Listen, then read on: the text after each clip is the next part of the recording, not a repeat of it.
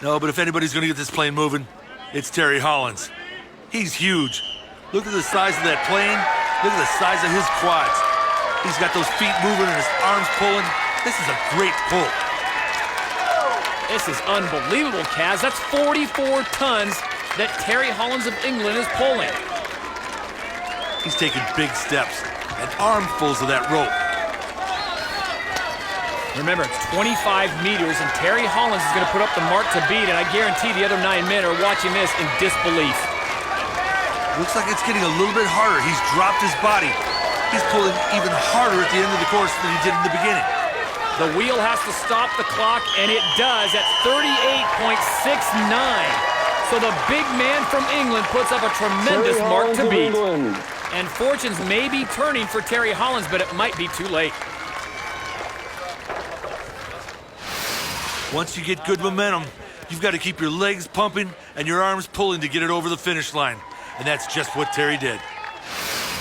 Well, the second man up in the plane pole is Phil Pfister, the hometown favorite from Charleston. Now, Phil arrives at the plane pole 12 points behind the current leader, Derek Poundstone.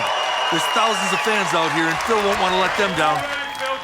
Unfortunately for them, these big pulls are tailor-made for Phil. Well, the mark to beat, 38.69 seconds. That's 88,000 pounds, 44 tons that Phil Pfister has got moving. And Kaz, he's got it moving. Great leg drive, Todd. Really pulling hard with the arms. How about the speed with the rope? He's doing very well. It's the speed of the plane that he's worried about. He's got to gain momentum because this course gets harder towards the end. A just very slight incline at the end, and that's what Pfister is facing right now, but he's got 44 tons going towards the finish line. And he's got it. Much to the delight of the hometown crowd, Phil Pfister is your new leader at 37.66. And Phil Pfister could certainly use the points that come with a first-place win. The plane pole will continue with the top 3 men in the overall standings. This is the Metrics World's Strongest Man Final. Dave Oslin came into the overhead lift as the overall leader, but he labored with a 309-pound log, managing only 4 reps. Phil Pfister didn't fare much better. He was only able to press the log overhead a total of 6 times. In the qualifiers, American Travis Ortmeyer was awesome in the pressing event, but he only got 7 here. Mariusz Pudzianowski, the 4-time champion, put up 10 huge reps, but that wasn't enough to get the win.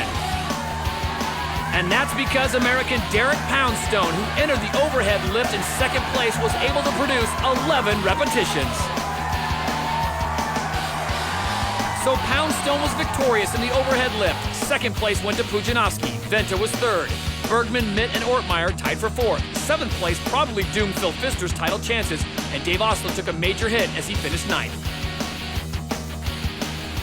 We have a new overall leader as Poundstone takes over the lead with 43.5 points. Pudzianowski is 2nd with 40.5 points. Oslin drops to 3rd, 7 off the lead. Pfister is still 4th, but is losing sight of the leaders.